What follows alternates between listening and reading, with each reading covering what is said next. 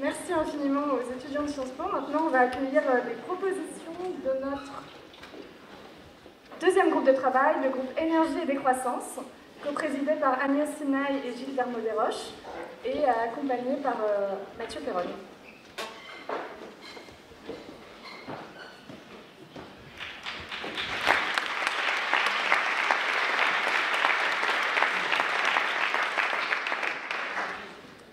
Bonjour à tous.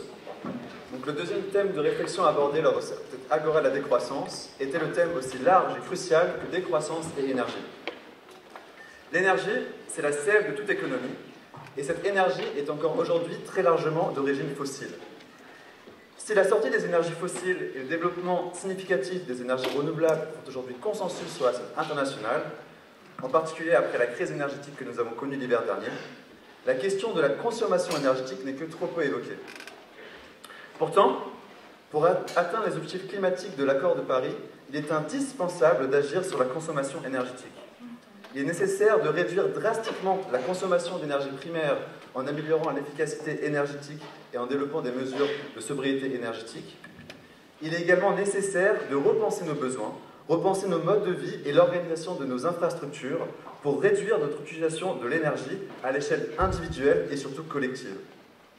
C'est donc tout l'objet d'étude de ce groupe de travail, présidé par Agnès Sinaï et Gilles Vermeaux-Desroches, qui s'est construit autour de deux principales questions, qui étaient, premièrement, comment organiser rapidement et efficacement une réduction d'ampleur de la consommation d'énergie au niveau français. Cette réduction de la consommation énergétique est aujourd'hui inévitable, et selon un rapport d'octobre 2021 de RTE, la France devra réduire sa consommation d'énergie finale de 40% d'ici 2050, et retrouver son niveau de consommation des années 1960 pour respecter les accords de Paris.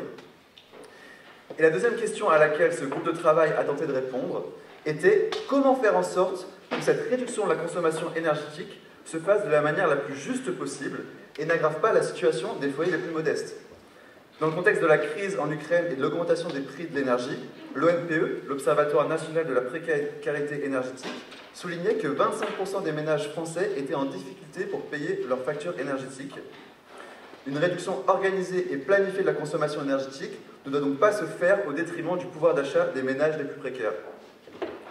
Voilà pour le contexte de ce groupe de travail. Je donne maintenant la parole aux deux coprésidents de ce groupe, Agnès Sinaï, directrice de l'Institut Momentum, et Gilles Vermeaux-Desroches, membre du CESE. Merci beaucoup Mathieu. Je suis émue d'être devant un public aussi nombreux pour parler de décroissance. Il est vrai qu'il y a plus d'une dizaine d'années, j'ai co-créé à Sciences Po un cours sur la décroissance qui continue à être enseigné avec Luc Semel en master et qui jusqu'à présent a occupé une place assez isolée au sein de ce vénérable établissement. Donc je me réjouis qu'une transversalité des enseignements sur ces sujets-là puisse se faire jour à Sciences Po. Par ailleurs, nous avons fondé avec quelques personnes ici présentes le laboratoire d'idées Institut Momentum il y a aussi plus de 10 ans, en 2011, pour proposer dès 2011, dans le siège d'une revue d'idées qui s'appelait Entropia, qui traitait aussi de décroissance entre 2006 et 2016. Cette revue a paru à raison de 2 numéros par an. Elle a écrit beaucoup de choses importantes sur la décroissance. Et puis l'Institut Momentum aussi s'est fondé pour répondre aux enjeux de l'Anthropocène, cette nouvelle époque de surcroissance liée aux énergies fossiles et à la puissance nucléaire. Dès 2013, l'Institut Momentum publiait « Penser la décroissance », premier volume d'une trilogie qui a rassemblé une myriade d'auteurs visionnaires comme Philippe Biwix, Alice Canabat, Yves Cochet, Luc Semel, Pablo Servigne, Mathilde Chouba et d'autres. Depuis, les choses se sont accélérées. Le premier constat qu'on peut faire, c'est que l'énergie est plus que jamais le sang qui irrigue les veines des sociétés thermo-industrielles. La guerre en Ukraine a crûment mis en lumière la dépendance aux hydrocarbures de nos sociétés thermo-industrielles. Deuxième constat, la transition énergétique s'est avérée jusqu'à présent très lente, puisque En 1992, année du sommet de la Terre à Rio de Janeiro, les énergies fossiles représentaient 87% de la consommation mondiale totale d'énergie, et aujourd'hui, elles en représentent 84%. On peut même s'interroger sur le concept de transition énergétique qui a été inventé dans les années 1970 pour conjurer la crise pétrolière qui s'annonçait alors lorsque les États-Unis ont affronté les chocs pétroliers pour la première fois et passé leur pic de pétrole conventionnel. Depuis, les sempiternelles COP climatiques sont à l'image de ce mirage de la transition. La magie des puits et des marchés carbone est censée absorber les excédents de CO2 avec ce nouveau mantra de la décarbonation, ce qui a pu conduire Greta Thunberg à employer le mot honte à ce double langage et à ces sociétés de consommation dont la soif d'énergie reste inextinguible. Donc on est en pleine dissonance cognitive. Et que faire dès lors pour sortir de ces dilemmes énergétiques et de ces fictions qui viennent d'être évoquées avec beaucoup de pertinence? Donc, à rebours d'une croissance verte électrifiée au nucléaire et basée sur l'extraction de métaux rares puisés en Chine et de cuivre importé du Chili, à rebours d'une urbanité numérique autoritaire orchestrée par Orange et Nexity, à rebours d'une transition qui ne bouleverse pas l'ordre établi, les décroissants, la nébuleuse de la décroissance, propose une décolonisation de l'imaginaire productiviste, un changement de valeurs sociales et une descente énergétique démocratique. Et on peut s'en réjouir, la décroissance est bien outillée pour proposer des contre-modèles. Comme l'a rappelé Vincent Liéger, c'est un mouvement de pensée, de proposition qui existe depuis 20 ans, 21 ans, et qui a énormément produit, et j'en vois la fécondité de ces travaux précurseurs parmi les personnes qui viennent de s'exprimer à cette tribune. Et pour citer quelques précurseurs, j'évoquerai brièvement le philosophe Ivan Illich qui, dès 1973, pointait que pour que les rapports sociaux soient placés sous le signe de l'équité, il faut qu'une société limite d'elle-même la consommation d'énergie de ses plus puissants citoyens. Ivan Illich proposait de ne pas dépasser un seuil critique au-delà duquel la consommation d'énergie devient une intoxication collective. Il proposait de conduire une recherche politique sur la consommation d'énergie socialement optimale. Il disait, passer un certain seuil d'énergie, l'industrie de transport dicte la configuration de l'espace social. C'est un monopole radical sur les mondes vécus. Quant aux usagers, leur perception de l'espace, du temps, de leur rythme propre et de leur propre corps a été déformée par l'industrie.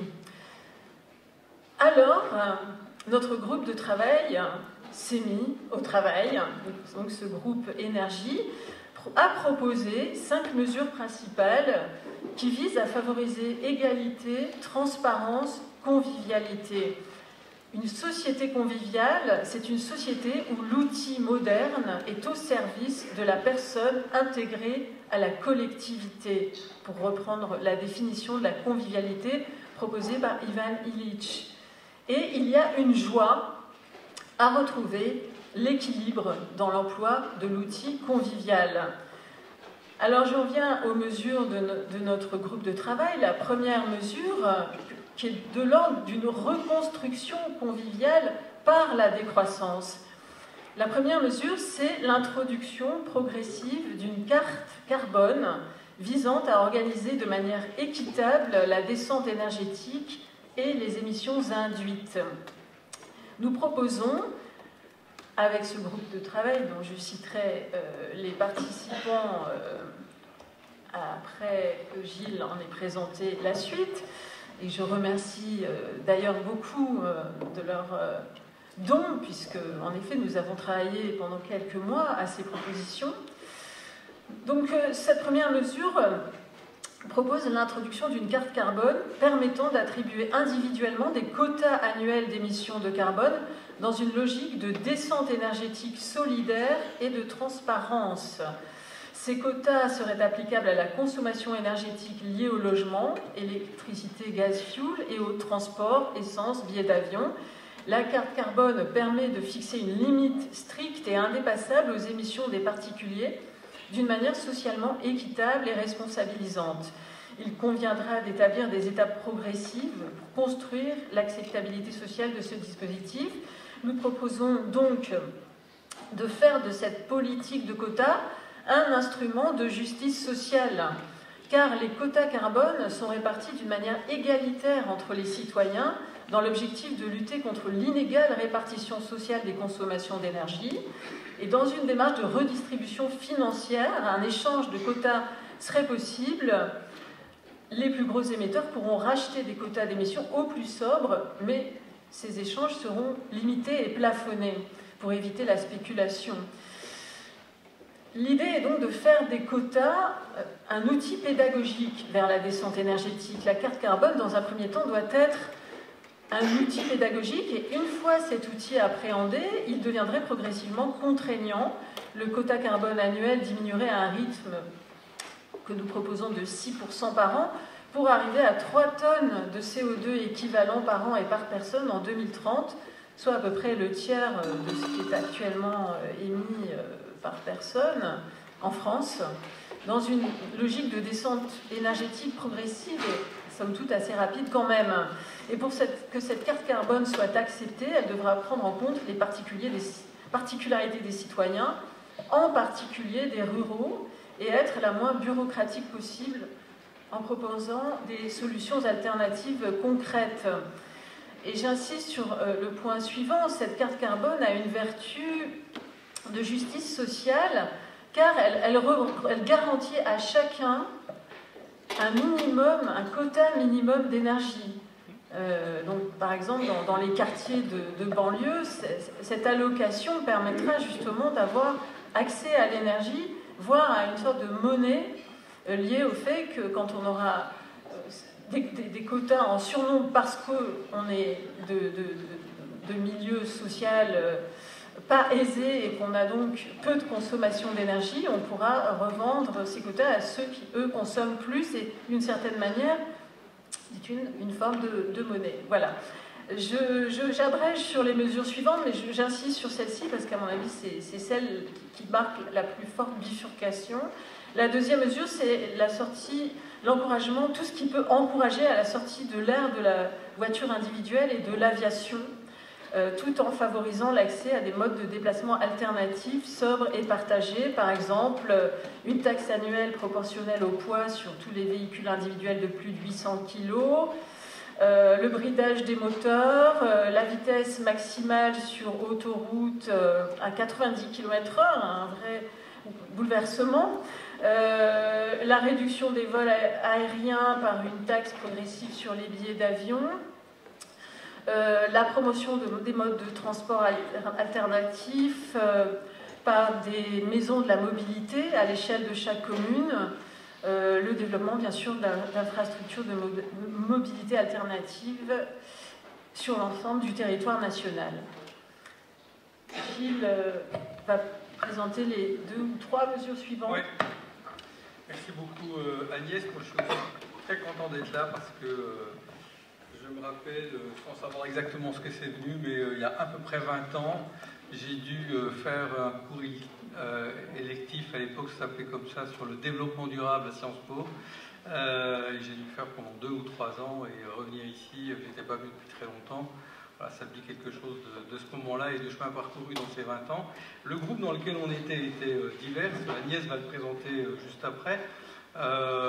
Probablement pas tous convaincus des mots utilisés de la décroissance prospère, certains assez loin, j'en suis, mais tous ouverts au débat et probablement que les propositions qu'on a faites sont là le signe d'un début et pas d'une fin, de la nécessité de penser à nouveaux frais, ce qui doit être l'avenir, à la fois parce qu'il faut bâtir un récit, et ça a été dit dans les étapes précédentes, et à la fois parce qu'il faut trouver des solutions.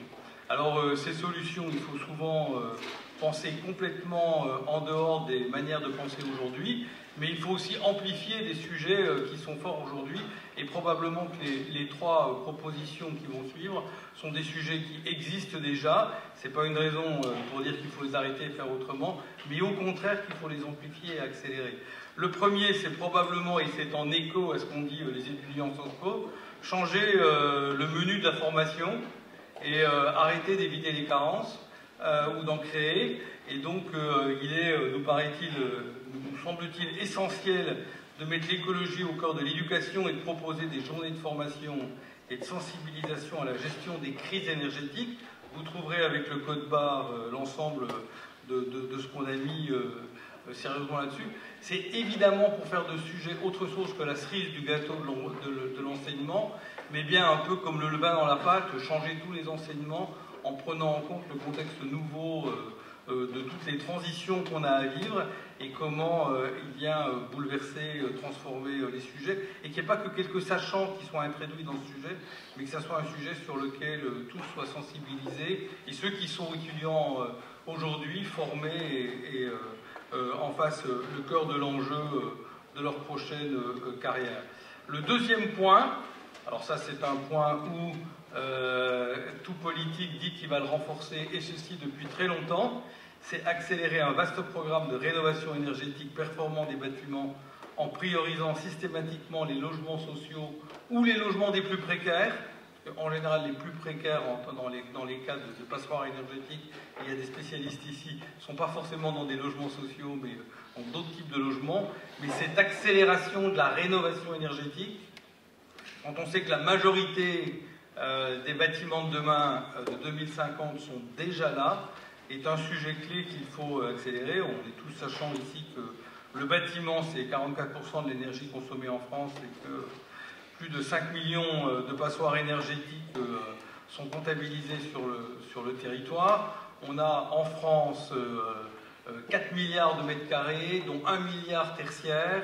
Dans ce milliard tertiaire, la moitié est publique.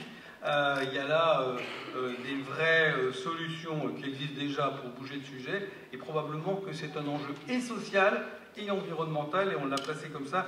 Vous trouverez aussi toutes les démarches de simplification, de démarches qu'on a fait, de lutte contre les inégalités dans l'accès au logement, et de rendre systématique la rénovation énergétique du logement individuel lors des changements de propriétaires ou de locataires, et celle des copropriétés lors des ravalements, etc., etc. Il s'agissait pour nous d'être très concrets et pas seulement de passer des bonnes idées en disant, comme toujours, il faut s'occuper de la rénovation du bâtiment, mais essayer de trouver comment des leviers existent déjà dès à présent, et qu'il convient peut-être pas de faire confiance qu'ils vont être pris en compte rapidement, mais de faire tout ce que l'on peut pour le pousser. Troisième sujet qui est clé dans la réflexion qui a été la nôtre, c'est de développer des communautés énergétiques renouvelables dans les quartiers défavorisés les plus exposés au risque d'insécurité énergétique. La production énergétique, comme le reste, peut être locale. C'est pas éternellement la victoire de la pastèque contre la myrtille, c'est-à-dire de la grande production très loin contre la production très proche. Il existe d'ailleurs dans un certain nombre de pays en développement des solutions de ce qu'on appelle le mesh grid. Alors je parle un peu en spécialiste, c'est mon métier. Vous pouvez aller voir une entreprise qui travaille aux Philippines qui s'appelle Okra Solaire. Donc des solutions dans lesquelles on peut faire des communautés énergétiques renouvelables locales, et ça nous paraît être un levier incontournable à la transition écologique et la lutte contre la précarité énergétique. Donc singulièrement appliquer ces solutions pour ce type de population, et toutes les études qui montrent que les personnes qui sont en capacité de produire un peu d'énergie avec les énergies renouvelables qui existent aujourd'hui sont encore plus en volonté de faire de l'efficacité énergétique, ce qui est un des sujets de notre démarche pour être rapidement cohérent, concret et acceptable. Et on vise donc 25% d'énergie renouvelable produite et détenue par les citoyens à l'horizon 2030, et plein d'autres choses que vous avez sur le QR code, parce qu'il y a plein de petits panneaux qui disent que nous avons été beaucoup trop longs. Mais comme on a dit depuis le début que ce sujet de l'énergie était essentiel et la mère de tous les combats pour bâtir une société bien différente de celle dans laquelle on est maintenant, c'était normal qu'on prenne un peu plus de temps. Et